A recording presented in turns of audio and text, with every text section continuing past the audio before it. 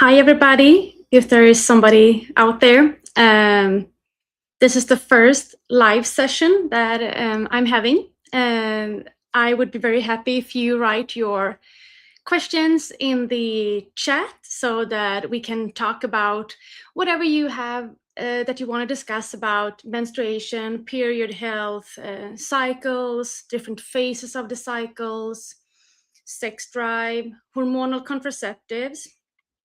Perhaps I should start by introducing myself. So my name is Ellen Linder, and I am a doctor in anthropology. So I do not have a medical doctor's degree, but I have one in anthropology. And I am currently doing my postdoctoral research project on the topic of menstruation and menstrual health. As part of this, I am doing my outreach work, of which this podcast and also these live sessions is a great part. I think it's very important that we have spaces, that we make spaces and rooms such as this one to talk about our own lived experiences. One thing that I notice also when I do my research and talk to whether there are practitioners of holistic medicine or acupuncture or yoga or like everyday menstruating individuals, there are too few spaces for us to discuss how we are experiencing life and everyday pain, hormonal fluctuations, everything that we experience as menstruating individuals, but also living with a menstruating individual. So for instance, I will keep on talking until you write questions in the chat. But for instance, so me and my husband, we talked this morning and I was like, so I want to interview you for the podcast because I think it's so important that we have different perspectives coming into this podcast. I have no ambition whatsoever for this podcast or for these live sessions to be about me, but about our common and individual concerns. So I was asking him whether he could, consider being part of the podcast. And he said, yeah. And we started to talk a little bit about how it was when, because the thing is that we actually were introduced to the cycle together. It wasn't like I knew about the cycle and the different phases. And then he was, dragged along on it. But we were both introduced to this topic at the same time. When I experienced huge difficulties during my PhD, actually, insomnia, fatigue, anxiety, depression. It was just insane. And I didn't think that that had anything to do with the menstrual cycle or me being completely out of touch with my body. So when I went to the doctor, and this is part of the first episode, she was asking me about menstruation and my menstrual cycle. And I was like, what? And then when I came home, my husband was the same way, like, what? Focus here, you're idiot, focus. And the thing is that it's so funny because both of us were like, okay, so perhaps there's something to it. We didn't know too much what was to it, but we understood that perhaps there's something to this. So I started to do a lot of research, a researcher as I am. Okay, so how can what is this? What are different phases? First of all, what are the different phases? I thought it was completely normal to have irregular periods. I had always had irregular periods when I did have periods, because I also thought that I had irregular periods during the times and years of our relationship where I was on hormonal contraceptives. And now I learned that the only time you have period when you are on hormonal contraceptives is when you are on the copper, if you have the copper IUD. At all other times, you have other kinds of bleedings. So you can have the pill bleed, which is if you eat hormonal contraceptives in terms of, or in the form of, I should say, in the form of combined pill, then you have a pill bleed. So it is a pharmaceutically induced scheduled bleed so that you feel like you are normal because you have your period. It also dates way back, the story when hormonal contraceptives were first introduced to the market. And first of all, like the body doesn't need to bleed when you are on that kind of birth control, but the society needs for you to bleed for like both a sensation of normality, because it's way for a long time in history, we have had periods, right? But also when these birth controls were introduced to the market, they had okay, in some places it was actually illegal to use contraceptive medicals, drugs, contraceptives overall, very independent if you use like the withdraw method or buried method or drugs. So that's the pill bleed. It has nothing to do with your body and its need, and you actually do not have a period when you are on the combined pill, because what the combined pill is doing, as most other hormonal contraceptives, is to suppress ovulation. And you do not have a period unless you have ovulated. So that's like 1.1 understanding periods. So where was I? So that's the pill bleed. And then we have the breakthrough bleed, which was what I had when I thought that I had irregular periods. Funny thing, being like 37 when I was introduced to all of this. Anyhow, so the breakthrough bleeds is when, so I had, for instance, the implant, with the implant or the injections, and also with the breakthrough. Yeah, that's the break. Or is that the withdrawal bleed? Now I'm getting mixed up here.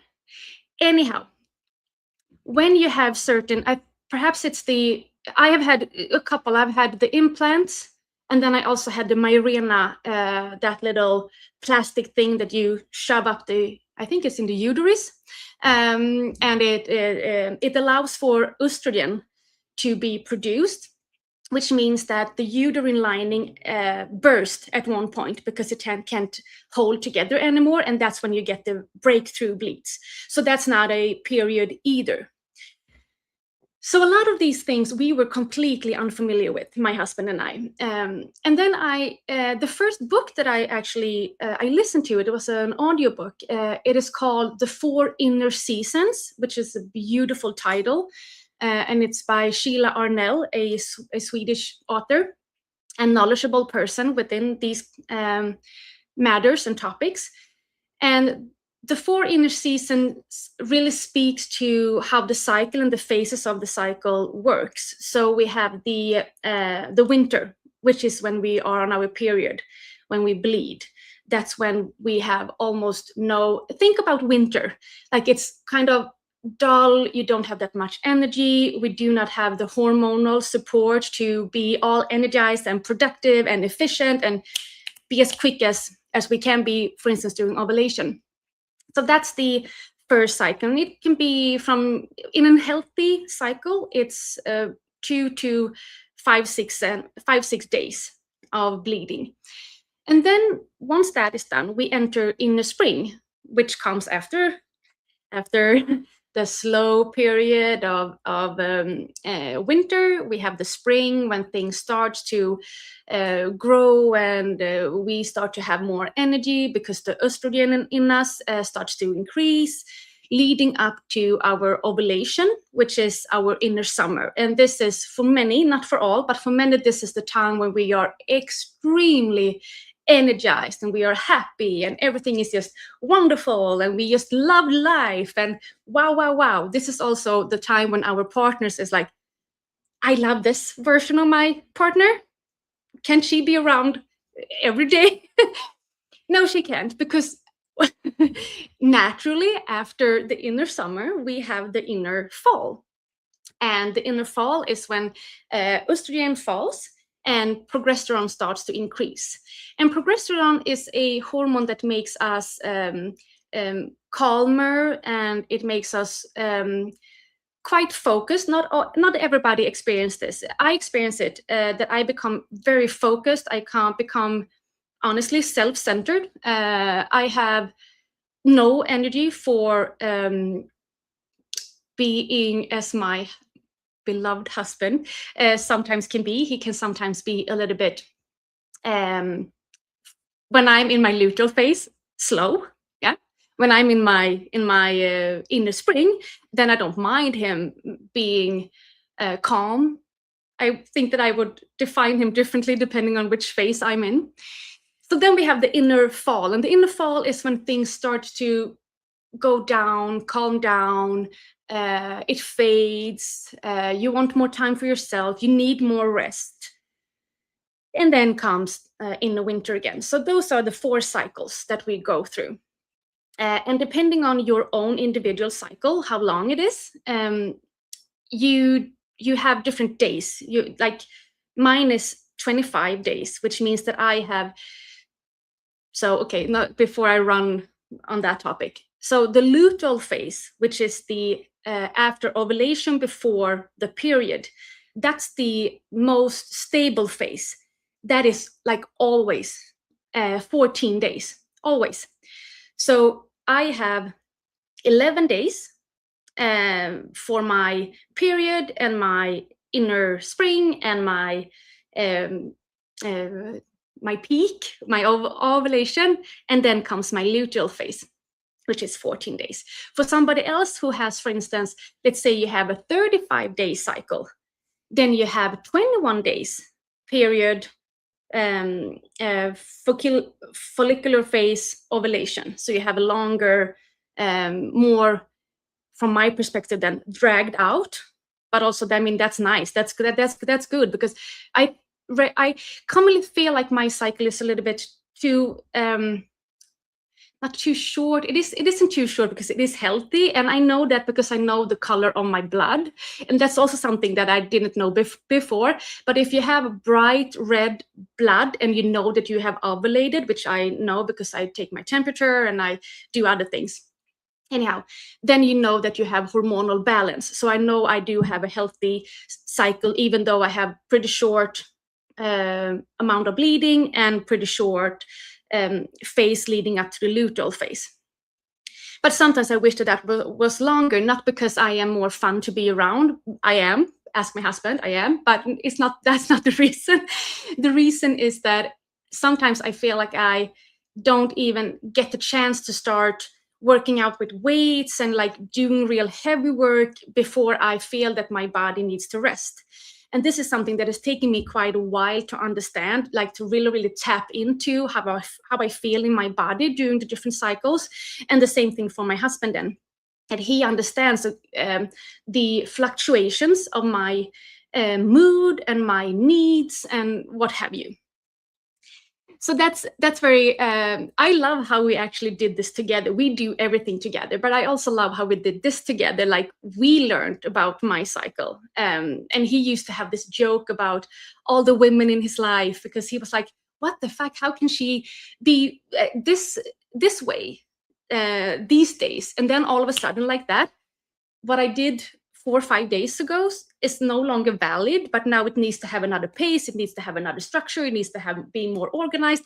And that's also something for you ladies or menstruating individuals, however you define yourself. I define myself as a woman, my husband defined himself as a man. We are a normative heterosexual couple with everything what comes with that. Anyhow,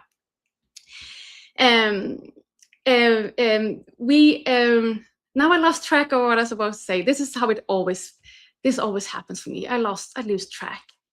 Ovulation, speaking, yeah. He, like the women in his life, he felt like I was totally different persons. But now, since 3 years back, when we have started to sync what I need and my cycle and how I am doing the different, I mean, I'm the same person. I just have different, dare I say, values. I have different, they are not completely different, but I mean, during my inner spring, I tend to be more loving. I tend to be more, you can bend my boundaries and they will just be flexible and stretch. And I am very considerate with behaviors and people and situations. And then I also do my ovulation, and then I enter my luteal phase. And the first days of my luteal phase, we have no, like, then I'm pretty much like I am during my inner spring and inner summer. But then comes a very critical moment from day 20 to 24, when I have a very pure sense of, this is my boundary. do not cross it. Here it is. And that's something we might not be like, I have a book club that we started the other day, and I think that one of the participants in this book club, that's also part of my outreach. So that's no data collection for my research, but it's just because, opening this space to talk about these matters. And there was one of the participants that framed it so beautifully. She framed it as a gift to be like, I thought that was okay, but perhaps it isn't. And the thing is that perhaps some things that we find okay and that we are very stretchy and flexible with during our inner spring or inner summer is not really okay at all at any time. So during our inner fall, we can actually have great success in journaling what doesn't feel right. Because if you are like I am or was, I wouldn't say that I still am, but was a people pleaser, like just giving of myself, and thought that that was not only expected of me, but also that was what I was supposed to do. When you start journaling, for instance, during your luteal phase, and you start realizing that these are actually boundaries that I have as a person, these are not boundaries that is that are they are not, it's not, these are not boundaries that just happen to appear during my luteal phase, but these are boundaries that appear to be a huge part of me and my values. So that's something that can be real good. But one thing that I was getting at with the luteal phase is that for those of you who do not know that, many of us menstruating individuals, we tend to, during our luteal phase, become rather, we want to organize. We want to get rid of things. We want to remove everything in our life that should not be there. And from an evolutionary point of view, that's because if we are pregnant, we are preparing for the child, which means that we are like reducing things in our environment that does not need to be there. And taking to our current society, it can be things like we find certain things in our home, for instance, being all over the place, and it feels so unorganized, and we just want to, we have this urge to clean up and to organize and to actually get rid of a lot of things. Sometimes you can feel like you need to get rid of your partner as well. That's perfectly normal in that I usually do not use the word normal because it speaks to that something can be normal. I would rather use the term perhaps common. It's common that you feel that way, and it's perfectly fine for you to feel that way. And then during your other phases, you have other feelings that you perhaps are dealing with. And one thing that me and my husband has found is that when we are synced, both of us, so we both understand in which phase I am, then it's much easier for our everyday life to run smoothly throughout the cycle. So once again, if you have any questions, please write them in the comment field and I will speak to them as we move forward. Anyhow, so I was talking about the blood also, the color of the blood. And this is a chart speaking to the color of the blood. And for those of you who are not viewing, I can say that, so bright red, that's the healthy. That shows that we have hormonal balance. Please do look at your blood because it can tell so many things about your hormonal health. So that's one thing. And then we have the dark red, and then it can, for instance, speak to liver stagnation or overall energetic stagnation. We have the dark red can also be a sign of old blood. Small amounts are normal or common in the beginning of or the end of the cycle, because it can be blood that remains from your previous cycle. And then we have gray blood, and that's actually a sign of bacterial vaginosis. So you should call your primary care provider and check out what is happening in your body if there's a virus going on. Light pink blood, which some of you might have, that shows a lack of estrogen. It can also be a sign of anemia or unhealthy diet. Orange blood may be a sign of bacterial vaginosis or other stis. You should once again call your primary care provider to check out what it is. And then I think it is the purple. If you have very purpley, then you have you might have too little progesterone in your body. And what we want is to have a balance, especially between progesterone and estrogen in our bodies. And these are two hormones that are fluctuating throughout the cycle. I have a chart here that shows the female and the male hormonal fluctuations during a month or 28 days. And if you're looking, you will see that it is very, very different. Like the male cycle is running 24 hours, which is called the circadian rhythm.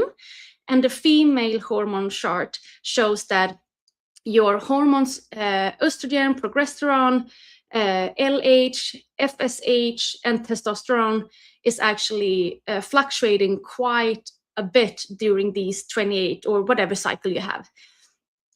And if we understand how our hormones fluctuate, we can also understand, first of all, if we have the hormonal support to be like all energized and effective and productive, and if we have more progesterone or no hormonal support whatsoever, perhaps we should relax more. But what I was getting to is that I read, as I said in the last episode. That's what I'm looking to say. This period repair manual, and I think that she does a really good job in talking to why it is good and why it is healthy for us menstruating individuals to be on a natural cycle and thus have our hormonal fluctuations and also the production of our hormones. Because if you do not ovulate, for instance, then you do not have the production of progesterone. And progesterone has a lot of good and beneficial. It is beneficial for your mood, for your metabolism. I'm reading now because I've read so much this past week that like it is so much knowledge to digest and to remember. So sometimes I need to read my notes. Anyhow, it is key that you have your period because it confirms that your underlying health and metabolism is well and functioning as it should.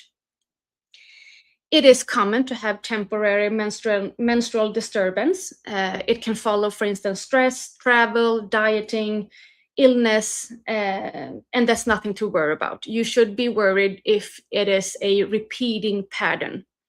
Then you should seek help either through your primary care provider or like the gynecologist. In Sweden, perhaps it's the midwife that you go to.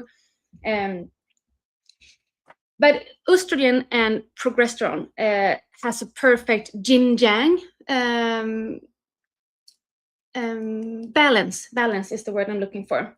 So one of the estrogens that is common in our bodies is the one called estradiol. And estradiol boosts serotonin, oxytocin, and dopamine.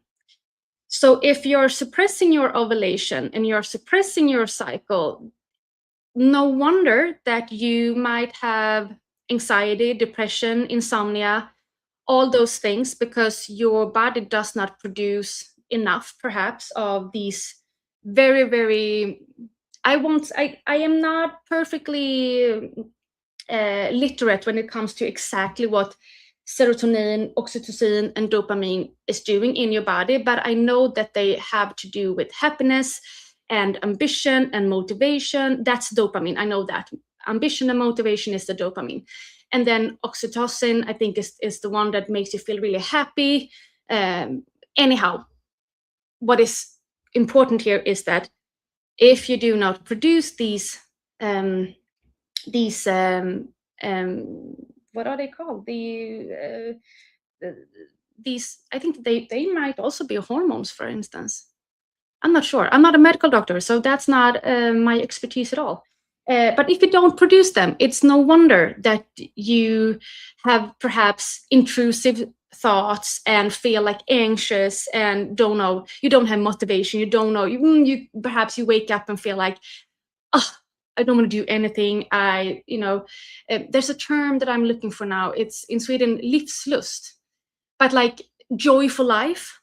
And I know that many of us menstruating individuals, whether you're on hormonal contraceptives or not, we sometimes deal with these feelings, and they can also be increased because of us not syncing our way of being, our food, our lifestyle, our social activities with our cycle, and then we get pretty terrible PMS. I would do an entire episode on PMS in a couple of weeks, because I think that's such an important topic to talk about, because it is quite trivial.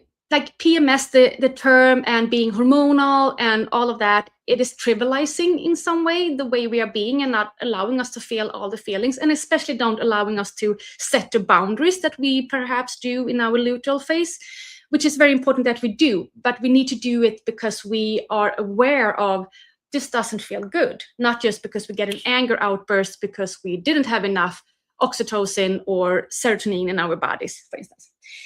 Anyhow, that's the estradiol. And then we have the progesterone, which calm us down by acting like GABA in our brain. And I will, at one point, I haven't read this book no, that's a Swedish word, yet. The period brain, I will read that book, and I will have an episode on topics of that, because I think that goes into a lot of these GABA and stuff, which I, as a anthropological doctor, could be very well read into, but I am not. I have not focused. So my expertise is more in asking questions and critically address, for instance, how society might expect certain ways of us, whereas we, as individuals, and especially menstruating individuals, might not have the support, neither the emotional support or the physical support or the biological support to follow the same effective, productive values that are many times driving our society, especially if we live in a Western society. Anyhow, the yin and yang, estrogen and progesterone, very important to be to consider if you do. So this is one thing. One of my friends, she was texting me the other day and asking about the hormonal contraceptives and stuff like that. And I told her, as I tell everybody when we talk about these topics, I just want you to take an informed and educated decision. I don't want the topic of hormonal contraceptives, I don't want that to be polarized. I don't want that to be something that is stigmatized or something that we can't talk about. I will not judge anybody who is on hormonal contraceptives so long that they understand how that affects them in a short term and long term